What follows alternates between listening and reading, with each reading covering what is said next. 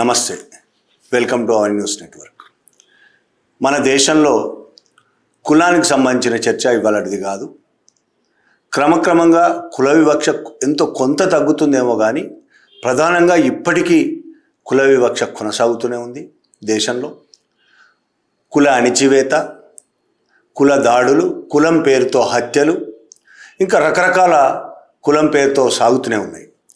అగ్రకులాలు అణగారిన కులాలని, దళితులను, బీసీలను, ఎస్టీలను అనేక రకాలుగా హింసల పాలు చేయడం అనేది ఇవాళటికి దేశంలో ప్రతిరోజు ఎక్కడో చోట సాగుతూనే ఉంది. కొంతమంది రిజర్వేషన్ అనే మాట వచ్చేసరికల్లా ఈ కులం అనేది దేశంలో లేనే లేదని, కుల వివక్ష అసలు లేనే లేదని, ఎక్కడ కనబడుతుంది కులం అనే మాటలు మాట్లాడుతూ ఉంటారు. అందుకే రిజర్వేషన్లు ఎత్తే కుల వివక్ష లేదు, కులం వెనకబడతనమే లేదు, ఎస్సీలు కూడా చాలా అభివృద్ధి చెందారు అని కథలు చెప్తూ ఉంటారు, మాటలు మాట్లాడుతూ ఉంటారు. కుల వివక్ష లేదని చాలా విధాలుగా మనను కన్విన్స్ చేయడానికి ప్రయత్నం చేస్తూ ఉంటారు. కానీ ఆచరణలో ఏం సాగుతుంది భారతదేశంలో?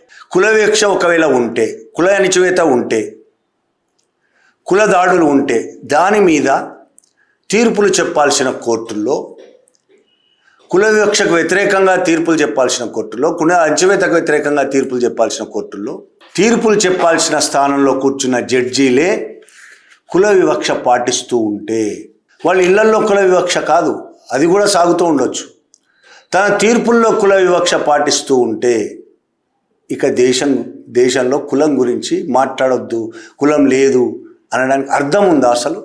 కొంతమంది అగ్రకుల జడ్జిలు నిందితులకు వ్యతిరేకంగా కుల వివక్షాపూరితమైన అవమానకరమైన షరతులు విధిస్తూ ఉంటే ఇన్సిడెంట్స్ మీకు చెప్తాను. ఎక్కడెక్కడ ఏమేం జరిగింది, ఎక్కడ ఏం జరిగింది, అసలు ఇవాళ సుప్రీంకోర్టు దాకా వెళ్ళింది ఆ కేసు.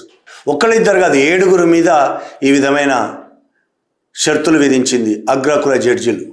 దాని మీద ఒక 2025 జూలైలో ఒక 86 మంది పౌరులు, అందులో న్యాయవాదులు ఉన్నారు, అనేక మంది మేధావులు ఉన్నారు, ప్రొఫెసర్లు ఉన్నారు, కార్యకర్తలు ఉన్నారు, సుప్రీంకోర్టుకు లేఖ రాశారు. ఇలా జరుగుతోంది, ఇలా కుల వివక్ష, జడ్జిల తీర్పుల్లో కుల వివక్ష ఉంది, ఇలాంటి అవమానకరమైన నిబంధనలు విధిస్తున్నారు దళితుల పట్ల, ఆదివాసుల పట్ల అని లేఖ కూడా రాశారు సుప్రీంకోర్టుకి 86 మంది.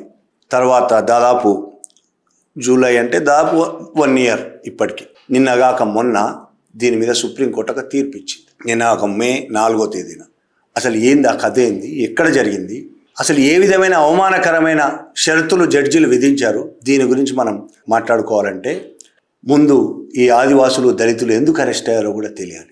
రాయగడలో భారతదేశ వ్యాప్తంగా ఎలాగైతే ఆదివాసులు తమ భూముల కోసం, తమ భూములను కాపాడుకోవడం కోసం కార్పొరేట్ కంపెనీలు, విదేశీ కంపెనీల చేతుల్లోంచి తమ భూములను కాపాడుకోవడం కోసం ఎంత తీవ్రమైన పోరాటం చేస్తున్నారో దేశవ్యాప్తంగా మనం చూస్తున్నాం. అనేక రాష్ట్రాల్లో ఆదివాసులు ఉన్న ప్రతి రాష్ట్రంలో తమ భూములు కాపాడుకోవడం కోసం వాళ్ళు పోరాడుతున్నారు, ప్రాణాలను తెగించి పోరాడుతున్నారు. వాళ్ళు భారతదేశాన్ని కాపాడడం కోసమే అది జరుగుతున్నది.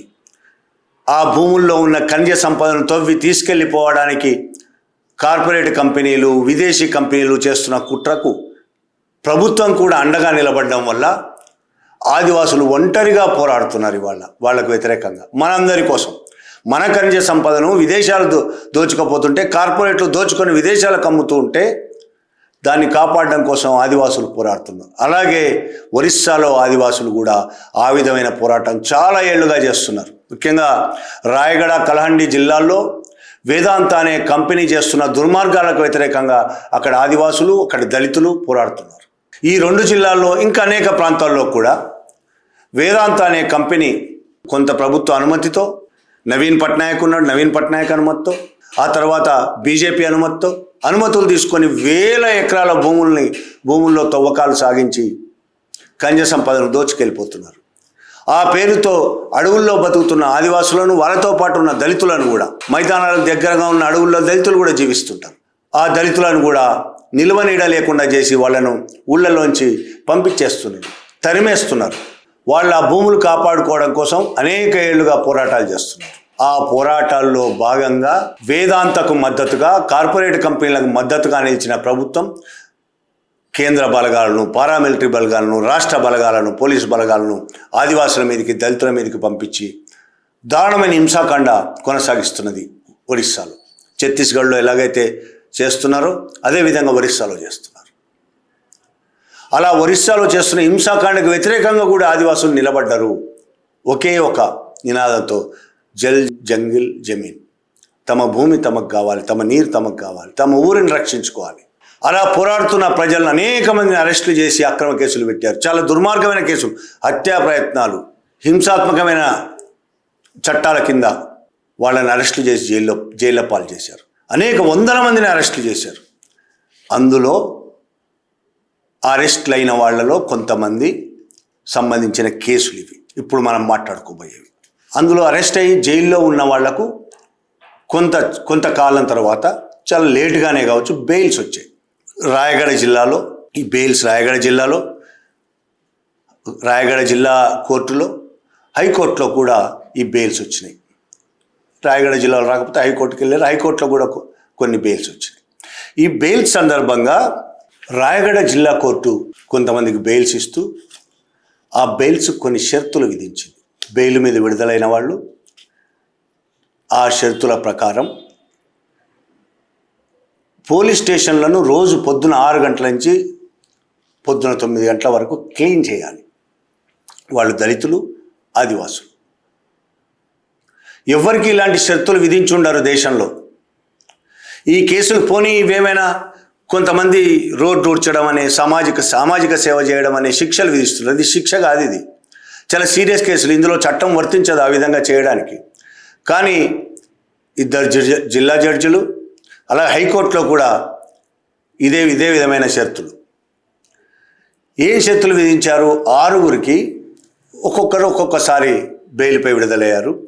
రోజు వాళ్ళ పోలీస్ స్టేషన్ నుంచి వాళ్ళ ఊరు 20 కిలోమీటర్లు 25 కిలోమీటర్ల దూరంలో ఉంటాయి వాళ్ళ ఊర్లు. రోజు పొద్దున్నే 6 గంటలకు రావాలి. పోలీస్ స్టేషన్ మొత్తం శుభ్రం చేయాలి. 9 గంటల దాకా శుభ్రం చేసి వెళ్ళాలి ప్రతిరోజు. ఇది వాళ్లకు విధించిన నిబంధన.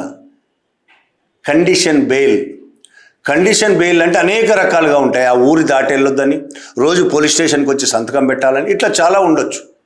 కానీ వీళ్ళ కండిషన్ బెయిల్ ఎంత అవమానకరంగా ఉందంటే, ఏ పోలీసులు అయితే వాళ్ళు అరెస్ట్ చేసి లాకప్లో పెట్టారో అదే పోలీస్ స్టేషన్లో వీళ్ళు క్లీన్ చేయడం రోజు.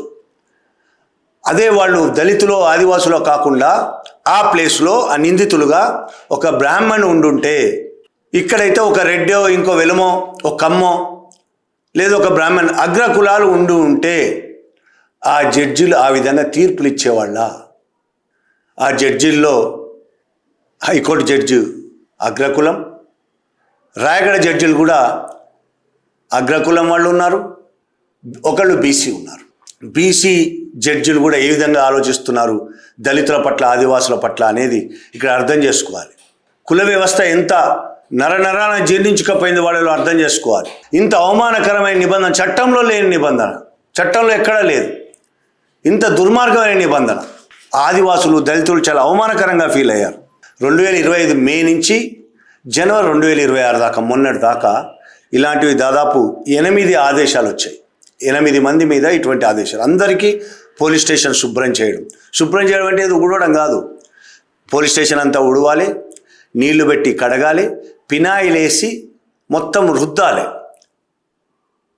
దాదాపు 3 గంటల పాటు, 6 నుంచి 9, 3 గంటల పాటు మొత్తం పోలీస్ స్టేషన్ను అనేక రకాలుగా పోలీసులు శుభ్రం చేయిస్తారు. అక్కడ శుభ్రం చేయాలి. వీళ్ళు శుభ్రం చేయడానికి వెళ్ళినప్పుడు నిజంగా పోలీసుల్లో కనీసం కుల వివక్ష, ఆ రాయగడ ఎవరైతే ఏ పోలీస్ స్టేషన్ అవుతుందో ఆ పోలీస్ స్టేషన్లో, ఇది కాశీపూర్ పోలీస్ స్టేషన్ క్లీన్ చేయాలనేది వీళ్ళ షరతు. ఆ కాశీపూర్ పోలీస్ స్టేషన్లో పోలీసులు కనీసం సరిగ్గా అర్థం చేసుకోగలిగారు. వీళ్ళు క్లీన్ చేయడానికి పొద్దున 6 గంటలకు వెళ్తే వీళ్ళతో క్లీన్ చేయించకుండా సంతకాలు మాత్రమే పెట్టించుకొని, మేం కూడా దళితులమే, మాకు ఈ బాధ తెలుసు, ఈ అవమానం తెలుసు, కాబట్టి మీరు క్లీన్ చేయకండి అని పంపించారు మొట్టమొదటి నిందితుడు పోయినప్పుడు.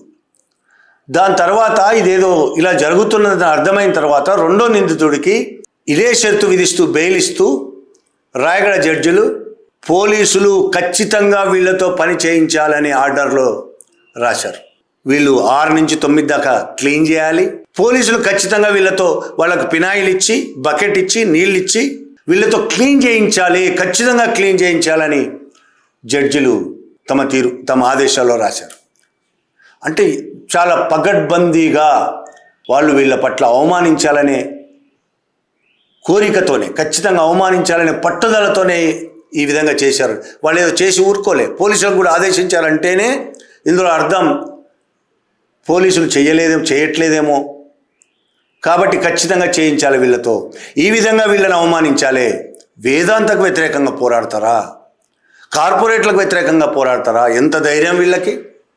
అందులో ఆఫ్టర్ ఆల్ దళితులు, ఆదివాసులు వాళ్ళ దృష్టిలో, అగ్రకుల జడ్జిల దృష్టిలో, దేశంలోని అందరు అగ్రకుల జడ్జిలు ఇలాగా ఉన్నారని కాదు, కొంతమందిలో ఇప్పటికీ నరనరాన జీర్ణించుకున్న ఈ మనువాదం,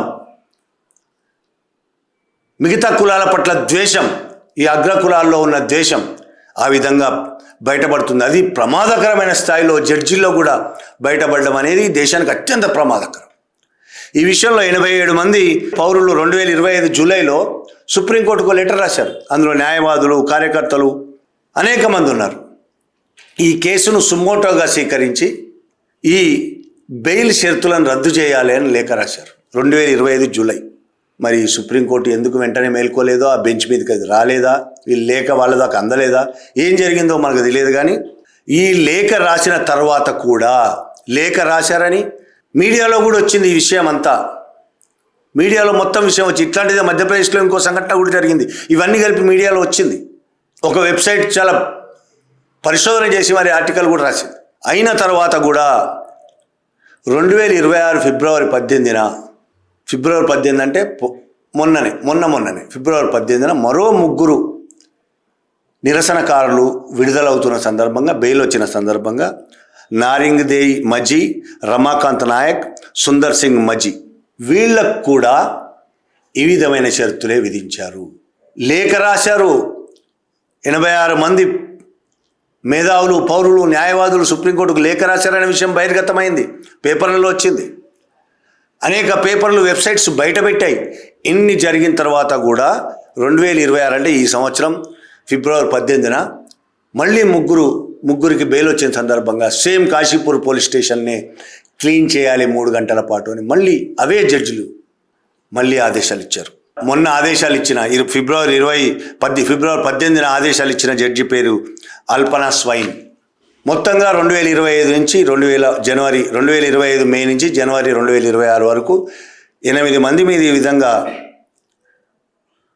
8 మంది 6 బెయిల్ ఉత్తర్వులు మీద ఇలాగే ఆదేశాలు ఇచ్చారు. చివరికి ఇది మే 4వ తేదీన సుప్రీంకోర్టు దీని మీద స్పందించింది. మే 4 అంటే నిన్నగాక మొన్న. ఇది 1 సంవత్సరం పైగా ఇది కొనసాగుతూనే ఉన్నది. ఇంకా అంతకుముందు ఎన్ని జరిగాయో మనకు తెలియదు, సంవత్సరం నుంచి మనకు తెలుస్తున్నది. ఆర్టికల్ 14 అనే ఒక వెబ్సైట్, నిఖితా జైన్ అనే ఒక జర్నలిస్టు ఆర్టికల్ 14 అనే వెబ్సైట్ తరఫున పనిచేస్తున్నది. ఆమె ఆ రాయగఢ జిల్లాలోని వాళ్ళ నిందితులు ఎవరైతే ఉన్నారో బెయిల్ షరతులు, ఈ విధమైన షరతులు విధించిన వాళ్ళ దగ్గరికి వెళ్ళి ఇంటర్వ్యూలు చేసింది, పరిస్థితులను పరిశీలించింది. అక్కడికి మొత్తం ఆ పెద్ద ఆర్టికల్ రాసింది. ఎంత దుర్మార్గం, వాళ్ళు ఎంత అవమానంగా ఫీల్ అవుతున్నారు. అందులో ఒక అతను అన్న మాట చాలా గొప్పగా ఉన్నది, ఆమె రాసిన ఆర్టికల్లో ఉంటుంది. చాలా అవమానంగా ఫీల్ అవుతున్నాను నేను ఈ విషయంలో, కోర్టులు కూడా మమ్మల్ని దళితులను ఇంత అవమానంగా చూస్తాయా అని అనిపిస్తున్నది. అయినా సరే నేను ఎంచుకున్న లక్ష్యం ముందు ఇది చాలా చిన్నదే అని ఏమనకుండా ఊరుకున్నా. నా లక్ష్యంకు అడుగులేయాలంటే ఇక్కడ కామ్గా ఉండాలని ఊరుకున్నా. లక్ష్యం ఏంటి? అడవులను ఆక్రమించుకుంటున్న కార్పొరేట్ కంపెనీలకు వ్యతిరేకంగా పోరాటం, కార్పొరేట్ కంపెనీలు అక్కడి నుంచి పంపించేయడం, అది లక్ష్యం.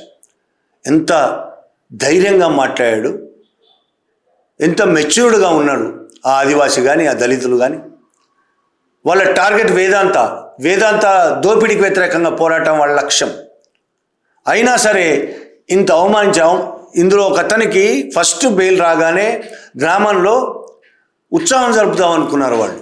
బెయిల్ వస్తుంది, ఆయన ఊళ్ళోకి రాగానే పెద్ద ఎత్తున ఉత్సవం జరుపుదాం, బెయిల్ వచ్చిందని ప్రజలందరూ కూడారు, ఉత్సవం జరుపుదామని, పండుగ చేసుకుందాం అనుకున్నారు. బెయిల్ వచ్చిన తర్వాత బెయిల్ షరతులు చూసి మొత్తం గ్రామం అవమానంగా ఫీల్ అయ్యి ఉత్సవాలు రద్దు చేసుకున్నారు. ఇంత అవమానకరమైన షరతులు విధించినందుకు ఉత్సవాలు రద్దు చేసుకున్నారు. అది అక్కడ పరిస్థితి. ఆ తర్వాత మే 4న సుప్రీంకోర్టు దీని మీద ఒక తీర్పు ఇచ్చింది.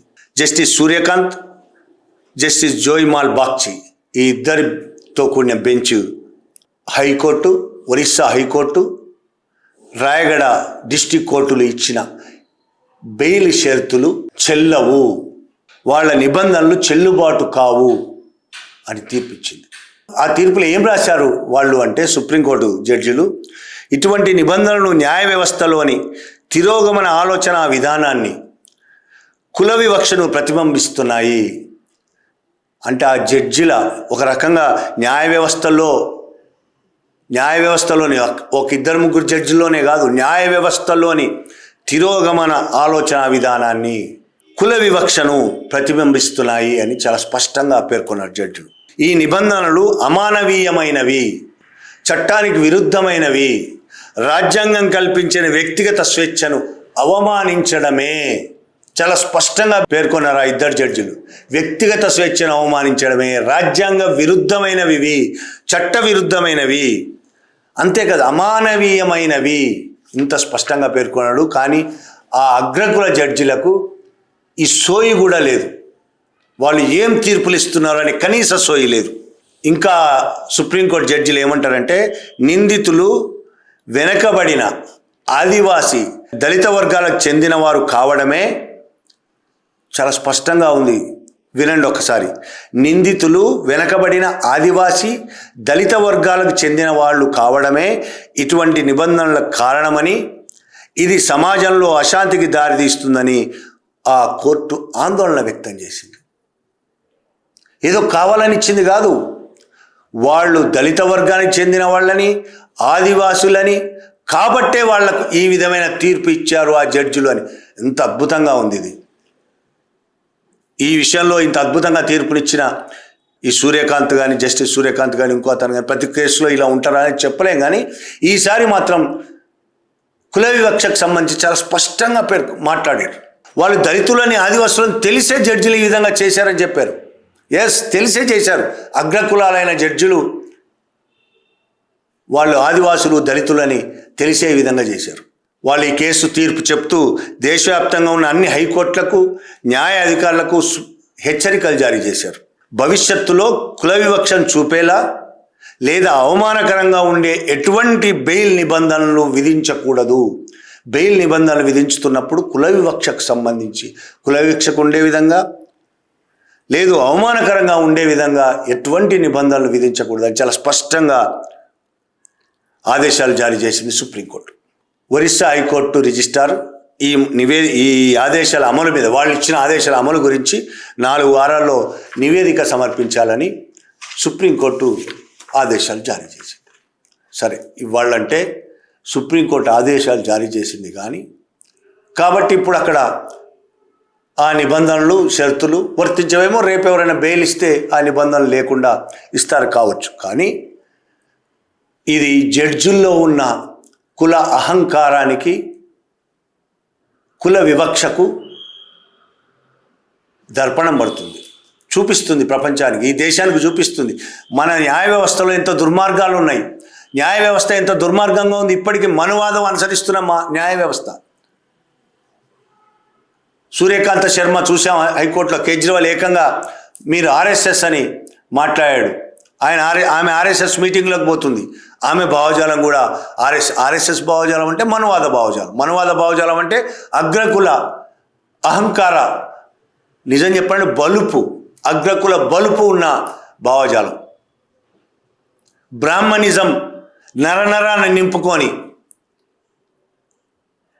ఈ దేశంలో ఉన్న దళితులను, ఆదివాసులను, బీసీలను, మహిళలను దారుణంగా చూసే, వివక్షపూరితంగా చూసే భావజాలం, అణిచేసే భావజాలం, వాళ్ళ శ్రమను దోచుకునే భావజాలం. ఇట్లాంటి భావజాలం ఇంకా న్యాయ వ్యవస్థలో కూడా ఉంది అంటే షేమ్. కనీసం సుప్రీంకోర్టు ఒక మంచి తీర్పు ఇచ్చింది ఈ విషయంలో. జడ్జిలు ఈ వ్యవస్థ నుంచే వస్తారు, కాదనట్లేదు. కానీ జడ్జిలు అయిన తర్వాత అసలు ఎలాంటి వాళ్ళని జడ్జిలు చేయాలి, వాళ్ళ ఆలోచన విధానం ఏ విధంగా ఉన్నది, ప్రజా వ్యతిరేక, రాజ్యాంగ వ్యతిరేక, చట్ట వ్యతిరేక ఆలోచన విధానం ఉన్న వాళ్ళని జడ్జిలుగా ఎట్లా చేస్తున్నది ఈ భారతదేశం. ఈ భారతదేశంలో ప్రభుత్వాలు కానీ, ఈ న్యాయ వ్యవస్థ కానీ ఇట్లాంటి వాళ్ళని జడ్జిలుగా ఎట్లా, రాజ్యాంగ వ్యతిరేకమైన ఆలోచనలు. ఎస్, ఆర్ఎస్ఎస్ చెప్తున్న హిందూ దేశం ఏర్పాటు చేయాలి అనేది జడ్జిలు కూడా మాట్లాడుతున్నారు. అంటే అది రాజ్యాంగ వ్యతిరేక భావజాలం. రాజ్యాంగానికి వ్యతిరేకంగా కూడా కొంతమంది జడ్జిలు బహిరంగంగా మాట్లాడుతున్నారు. ఇట్లాంటి వాళ్ళని జడ్జిలు ఎట్లా చేస్తున్నారు, అసలు ఎట్లా ఉంచుతున్నారు ఆ పదవుల్లో? ఇంకా అసలు ఈ 3-4 జడ్జిలు ఎవరైతే దళితులకు ఆదివాసులు ఇంత అవమానిస్తూ షరతులు విధించారో వాళ్ళ మీద చర్యలు తీసుకోవాలి అసలు సుప్రీంకోర్టు. ఇంత దుర్మార్గంగా ఆలోచిస్తున్నందుకు మనం సిగ్గు తెచ్చుకోవాలి. ఈ భారతదేశంలో జీవిస్తున్న మనం సిగ్గు తెచ్చుకోవాలి. మన కాలంలో స్వతంత్రం వచ్చి దాదాపు 80 ఏళ్ళు, ఒక 2 ఏళ్ళు తక్కువ ఉందేమో. 80 ఏళ్ళ కాలంలో కూడా కుల వివక్ష అలాగే కొనసాగుతుంది, కుల దౌర్జన్యాలు అలాగే కొనసాగుతున్నాయి, కులం పేరుతో అవమానాలు అలాగే కొనసాగుతున్నాయి. అందుకు మనం సిగ్గుపడాలి. ఇప్పటికీ దళితులను, బీసీలను, ఆదివాసులను, మహిళలను మనువాద భావజాలంతో అణిచేస్తున్నాం కదా రకరకాల పద్ధతుల్లో. సింపుల్గా చెప్తా, నిన్న ఎన్నికల రిజల్ట్లో విజయ్ గెలిచాడు. విజయ్ గెలిచిన తర్వాత అందరూ త్రిష మీద పడ్డారు. త్రిషకు వ్యతిరేకంగా సోషల్ మీడియా ట్రోల్ చేస్తున్నారు. స్త్రీల పట్ల ఎందుకంత చిన్నచూపు? అసలు విజయ్ గెలిస్తే త్రిషకేంటి సంబంధం? త్రిషను అవమానిస్తూ సోషల్ మీడియాలో ట్రోల్ చేస్తుంది. ఇది మనువాద భావజాలం. మీ నరాన ఎక్కిన మనువాదమే స్త్రీల పట్ల, దళితుల పట్ల, బీసీల పట్ల, ఆదివాసులు అందరి పట్ల, మైనార్టీల పట్ల ఇంత దుర్మార్గంగా ప్రవర్తిస్తున్నారు. మీ బుర్రలో పెండ నిండుకొని ఉన్నది. ఆ పెండ కోట్ల దాకా వ్యాపించడమే చాలా ప్రమాదకరమైంది ఈ దేశానికి. Thank you very much.